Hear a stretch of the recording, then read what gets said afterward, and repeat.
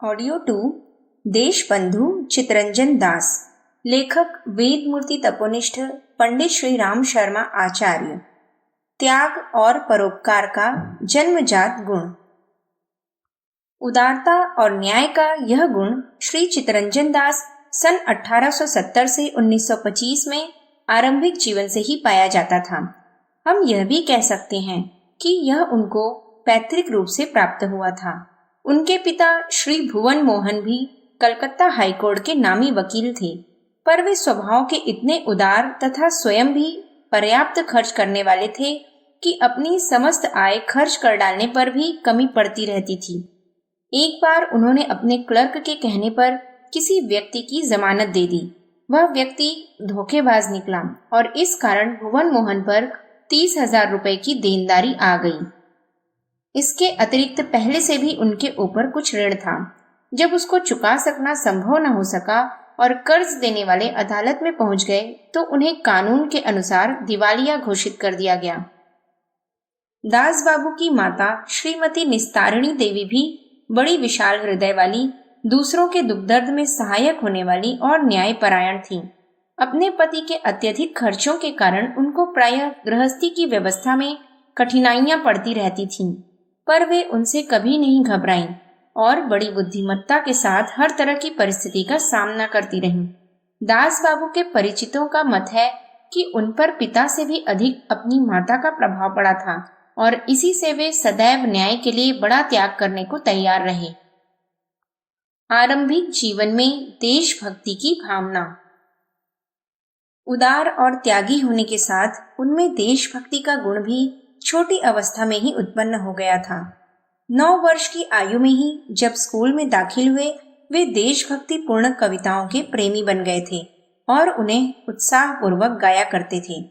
उन्हीं दिनों वे श्री विपिन चंद्रपाल से परिचित हो गए, जो सामाजिक तथा राजनीतिक क्षेत्र के एक अग्रगामी कार्यकर्ता थे। इन बातों का प्रभाव यह हुआ कि विद्यार्थी अवस्था में ही वे सार्वजनिक कार्यों से अनुराग रखने लगे और जब ICS की परीक्षा पास करने इंग्लैंड गए तो वहां भी दादा भाई नौरोजी को पार्लियामेंट का सदस्य चुनवाने में उन्होंने जोर शोर से कार्य किया। उन दिनों अंग्रेज प्रायः यह कह देते थे कि हमने भारत को तलवार के जोर से जीता है और तलवार के सहारे ही वश में रखेंगे। नवयुवक चितरंजन से यह बात सहन नहीं हुई और वह प्रचार सभा में इसका उत्तर देते हुए उन्होंने कहा, अंग्रेजों ने तलवार बंदूक के सहारे इतने लंबे चौड़े और शानदार भारतवर्ष को कभी नहीं जीता। यह उनके सैनिक बल की नहीं वर्ण कूटनीतिक चालों की जीत थी। इसे तलवार की विजय कहना और तलवार की नीति बरतने की धमकी देना सरासर ओछापन और शर्म की बात है। इन शब्दों से उनकी देशभक्ति और राष्ट्रीय गौरव की भावना स्पष्ट प्रकट होती है, पर अंग्रेजों के देश में उनके मुंह पर ऐसा कहना सामान्य बात न थी। उसी दिन से वे अंग्रेज अधिकारियों की नजरों में खटकने लग गए और अंत में अधिकांश परीक्षार्थियों से प्रतिभाशाली होने पर भी ICS की परीक्षा में उन्हें असफल घोषित कर दिया गया। सरकार की पक्षपात पूर्ण नीति को देखकर उन्होंने भी अपना लक्ष्य बदल दिया और सन 1893 में बैरिस्ट्री की परीक्षा पास करके स्वदेश वापस आ गए। परिस्थितियों के साथ संघर्ष। यद्यपि दास बाबू की योग्यता में किसी प्रकार की त्रुटि नहीं थी और वे परिश्रम भी काफी करते थे, तो भी उनकी उन्नति बहुत धीरे धीरे हुई। इसका एक कारण यह भी था कि परीक्षा पास करने के बाद सांसारिक जीवन में प्रवेश करते ही उन पर बहुत अधिक भार पड़ गया। उनके पिता ने वकालत का कार्य एक प्रकार से छोड़ ही दिया था। साथ ही उन्होंने कर्ज की एक बड़ी रकम भी परिवार के ऊपर लाद दी थी। परिवार भी काफी बड़ा था। इन सब कारणों से चितरंजन को आरंभिक 4-5 वर्ष तक जीवन निर्वाह के लिए कठिन संघर्ष करना पड़ा। उस समय विवश होकर उनको अपनी हैसियत के अन्य बैरिस्टरों के मुकाबले कम फीस पर मुकदमे लेने पड़ते थे। फिर भी वे धैर्य से क्रमशः आगे बढ़ते गए। कम फीस लेने पर भी वे अपने मुवक्किल को जिताने की पूरी कोशिश करते थे और इसके लिए अधिक से अधिक जोरदार सबूत इकट्ठे करने में बड़ा परिश्रम करते थे।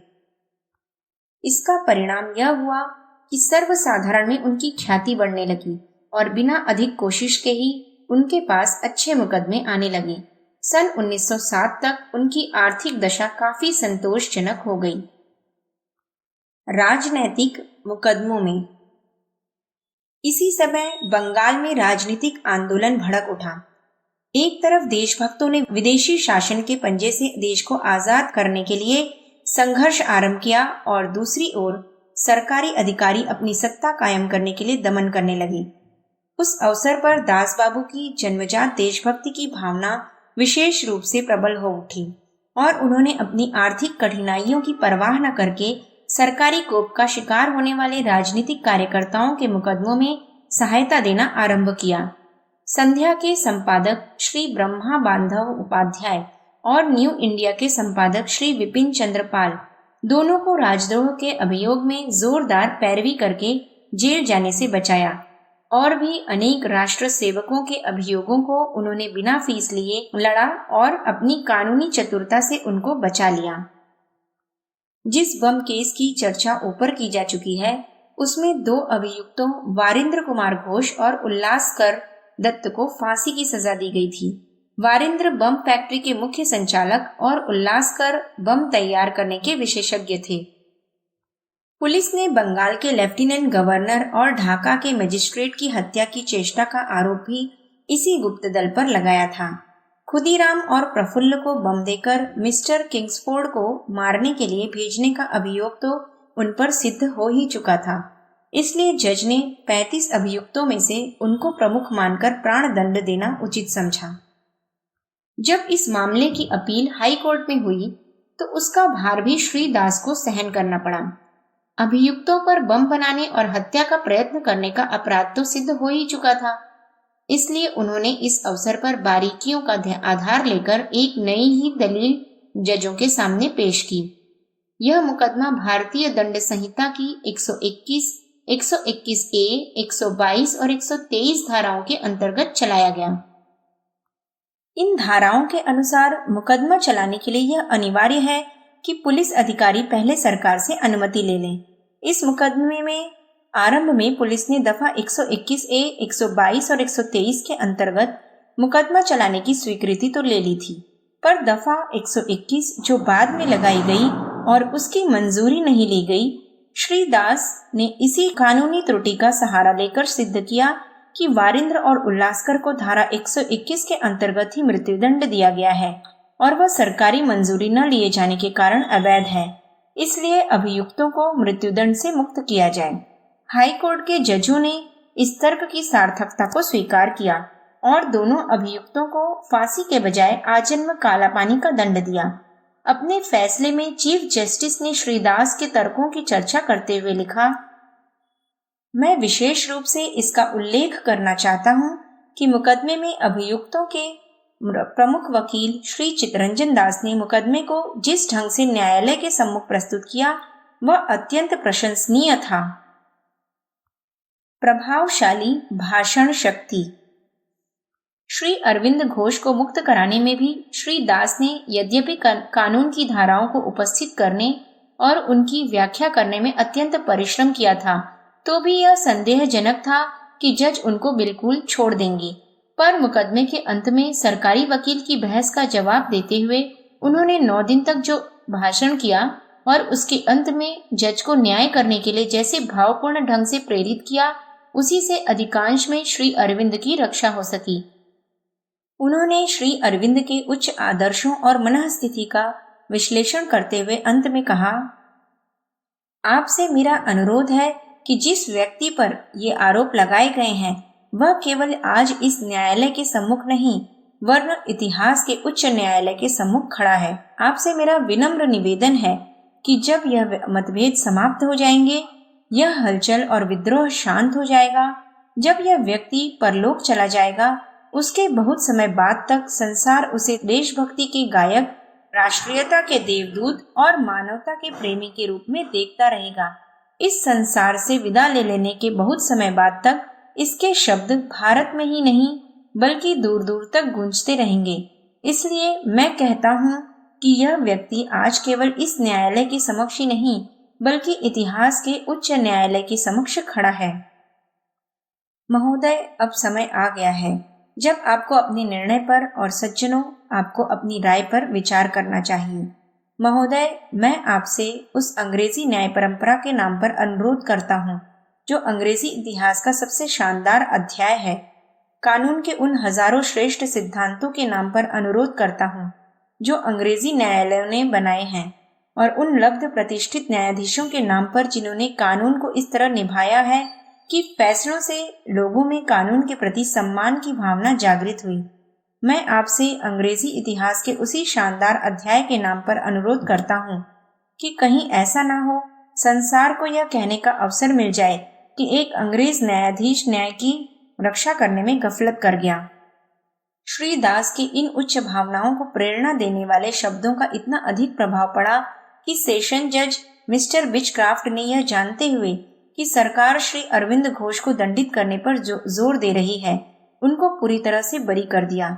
इस तथ्य को अपने फैसले में प्रकट करते हुए उन्होंने कहा, अरविंद ही वह अभियुक्त थे जिन्हें दंड देने के लिए सरकार सबसे अधिक इच्छुक थी।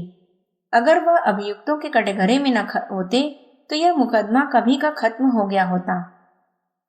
अंग्रेज के शासनकाल में जबकि भारतीय विद्रोह के कारण इंग्लैंड तक का वातावरण गर्म हो रहा था, अपने कानूनी ज्ञान तथा भाषण कौशल से एक अंग्रेज जज को झुका देना दास बाबू का ही काम था। फिर भी कोई यह नहीं कह सकता कि वे किसी की खुशामद करके या दबकर अपना उद्देश्य पूरा करते थे। इस युगांतर दल के मामले में ही एक दिन जज ने उनकी किसी बात को बकवास कह दिया। इस पर तुरंत उनकी त्योरी चढ़ गई और उन्होंने कहा, अफसोस यह है कि आप इस समय जज हैं और मैं वकील। अगर आपने यह बात कहीं अन्यत्र कही होती तो मैं इसका ठीक ठीक जवाब देता। देशबंधु की निर्भीक वाणी सुनकर जज ने अपनी भूल अनुभव की और तुरंत क्षमा मांग ली। श्रेष्ठ पुरुष सदैव सत्य और न्याय के अनुयायी होते हैं। वे अपने हानि लाभ का ख्याल न करके विरोधी के भी उचित कथन को स्वीकार कर लेते हैं और अनुचित बात चाहे किसी घनिष्ठ परिचित की भी क्यों न हो तो भी उसे मानने को तैयार नहीं होते। देशबंधु के इस गुण के कारण न्यायालयों के समस्त छोटे बड़े न्यायाधीश उनका सम्मान करते थे। उनको अपना विरोधी जानते हुए भी कोई अंग्रेज उनके प्रति असम्मान का भाव प्रकट नहीं कर सकता था। सत्य और न्याय की ऐसी ही महिमा है।